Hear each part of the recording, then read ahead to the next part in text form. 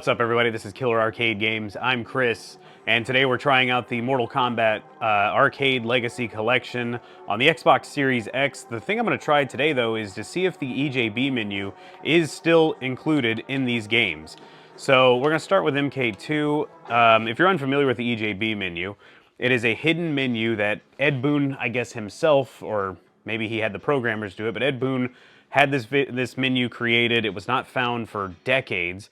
And I think sometime in the early 2020s, I'm not exactly sure when it was found, but someone figured it out that it was there and figured out how to access it, which is doing a combination of a lot of block button presses on the player 1 side and the player 2 side. This actually works on every single Mortal Kombat arcade cabinet you'll encounter. And as far as I know so far, it works on every single emulated version of an arcade, because all emulation is doing is emulating the hardware and the game code exactly, or as closely as it possibly can. So it's really hard to pull this menu out from what I would assume, but the fact that this collection had the blessing of Ed Boon himself and the crew and all that, I wonder if they were able to remove it. So I'm going to get to it. We're going to start with MK2. I have to do this without talking, and I may have to actually edit out all my failures because this is a tough code to enter, and you might just hear a bunch of clicking and silence for a little bit. I muted the game, and I would suggest you do that too if you're going to do that, because you have to nail this thing perfectly for it to work. Here we go.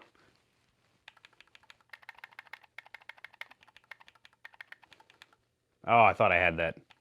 Ah. Oh, there we go. We're in. Hold on. Let me turn the volume back on. Okay, so we are in the EJB menu. It does exist in this version. I kind of expected it to. I'm actually going to turn this volume up because I can't hear the movement of the cursor. Okay, so here you go. You can hear that it actually is a real thing. Now, if you get into the EJB menu, I guess I should go over what's in here first. By default, you're able to see the game audits, all that stuff. It appears that this must reset every time because I have opened MK2 already and I've played more than 2 minutes, 20 seconds. And yeah, nobody has been chosen, so it's just interesting to be able to see all this stuff. You can actually change the volume. Let's go in here. I don't know if that would actually affect permanently. Like, I'm assuming if you change that volume, you might change the volume permanently on your console, so that might be something you may not want to mess with. If you hit the hello, it's just kind of like a menu that, or it shows a screen like hello to all these people, I guess, that Ed wanted to say hi to. You can enter your initials. It'll always be at the top no matter what the top level is. You can see any character ending you want to just from there. Coin bookkeeping, well, this is on free play and nobody's able to do that. Diagnostic test. This is where it's kind of interesting. You can actually test your buttons and all that. We don't need to worry about that since, you know, we have controllers and we know they work.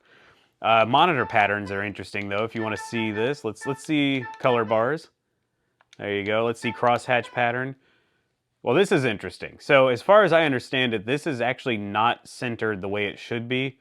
If you were to ask Mike at the Amateur Arcade Monitor Repair or your MK Arcade source, he might tell you this is not accurate if I'm not mistaken. Mike, if you see this video, let me know if I'm wrong, but I think you're supposed to make it to where the red is showing just a tiny bit on each side, but whatever, it's probably not going to affect the game. Let's go back to the diagnostics menu. You can actually go and mess with the CPU board. You can play sounds, fatality. There we go.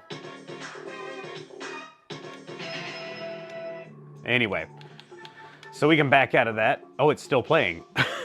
It normally doesn't still play. Hold on. That might be an emulation glitch. Yeah, it stays playing. So let me switch to fatality. Oh no, it's still playing no matter what. So that's an emulation error because it's not supposed to do that. So we can actually trick... I'm going to turn it back down.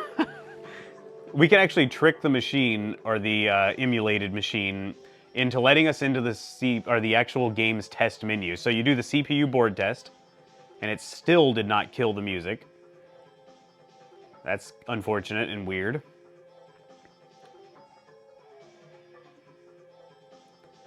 All right, we're checking the ROMs. We already have 2 bad ROMs, which I kind of expected when emulated. We're going to skip it, though. You can hold the start button. Oh. Well, that was weird. So it cut the music, it made the music stutter and stop, and then I heard like a whooshing sound, which I don't ever hear on the real arcade. We're gonna back out, and here we are in the Mortal Kombat 2 test menu. You can actually go in here.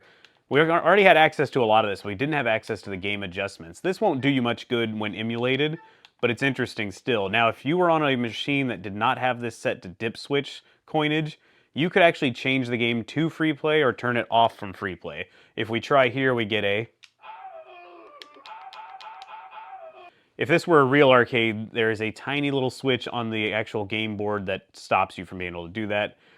Here we are with it set to very hard, which is interesting. Now that I think about it, I would never have put this on very hard, but I was messing around in the game settings before I launched this game, and I set it to very hard. Now, I mean in the game settings in like the actual Mortal Kombat Legacy menu system. So this does actually change. I'm going to turn it down, which I don't think would matter. I don't think it's actually going to change the game's menu.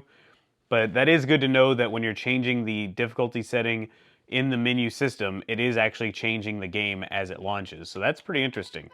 I'm going to leave it on very hard so we don't cause any trouble. You can reset your win streak here, all that stuff. Otherwise, there's not a heck of a lot more you can do. I mean, full factory restore. None of that's really going to matter because I think when you launch the game from the Legacy Collection, it erases all the settings and puts its own settings in automatically. Let's go to another game. But if you had the Mortal Kombat arcade one up, you probably know that you weren't able to change the difficulty before. So I made this video showing you that you can actually get into these menus and you can change the difficulty on these Mortal Kombat emulated games. So that was interesting, but the problem was when you got into it, occasionally people would get into the EJB menu and it would actually crash the game. And it would not only crash it, it would break it. It would not emulate properly anymore. It would not load. So I might have been responsible for ruining several Mortal Kombat arcade 1-ups back in the day. I gave a warning at least. I knew it was a risk. People did comment and be like, my system broke or my arcade broke, what do I do? Arcade 1-up replaced a lot of that stuff for people though for free. Let's get into this one. I'm gonna try this on MK1 real quick. Nope.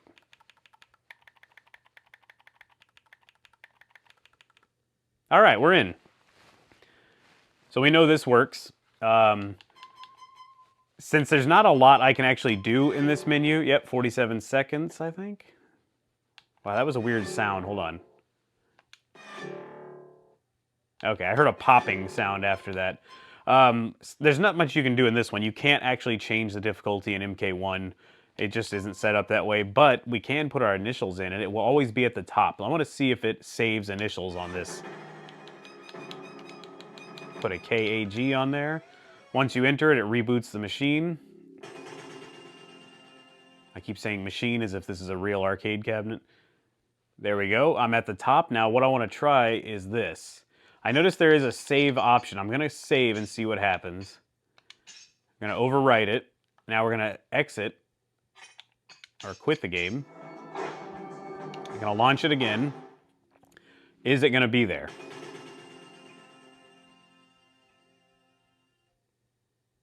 No. Now that makes me wonder if you have to load each time if you do want your initials and stuff to be saved. Let's try. Oh yeah, wow, it loaded instantly, and there it is. So it does save. That's pretty interesting. Now one other thing I really want to try. This menu exists, by the way, on Mortal Kombat 1, 2, 3, Ultimate 3, but not 4. But one question I do have is, does it exist on WaveNet? And this could be very interesting because I don't know if anyone's had access to the service menus of WaveNet. So I want to try that and see if it's going to work. We're going to do the UMK3 code. Well, it's the same code for MK3 and UMK3. I'm assuming it'd be the same for this as well. I'm going to mute it because I need to be able to hear my button presses to get this right. It's a very long code. Here we go.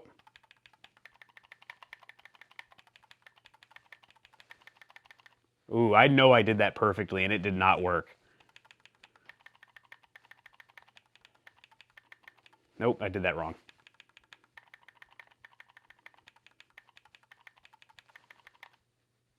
I think that may not exist in the WaveNet version. Let's try again. Yeah, I don't think it exists on here. That sucks because I really wanted to see the service menu and I don't think there's going to be any way to see it. One more try.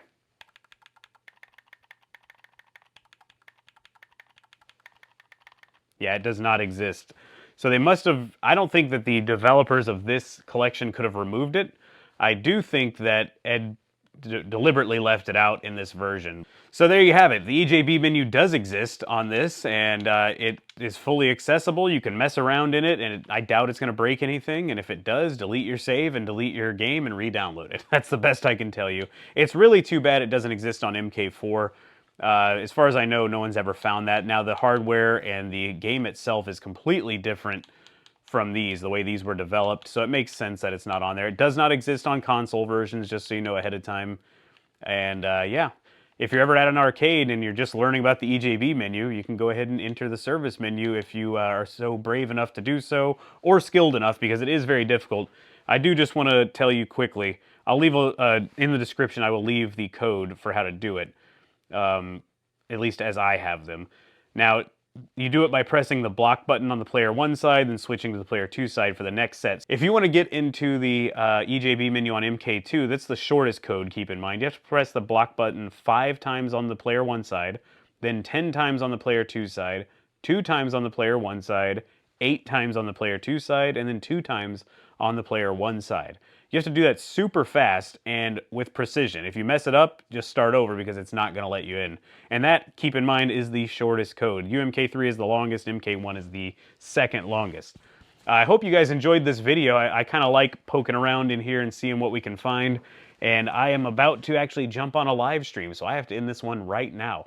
Thank you guys for watching. Let me know in the comments what you think of the Mortal Kombat collection. I have really not had a chance to play it much. Let me know what you think of the EJB menu. Have you tried this yet on the Mortal Kombat collection? Do you think I'm making this up? Because inevitably there's always someone who thinks I made this up. If you think I'm making this up, Google it. Watch another video. It does exist on the arcade cabinets and on here too. Thanks again for watching, and I will see you guys on the next video.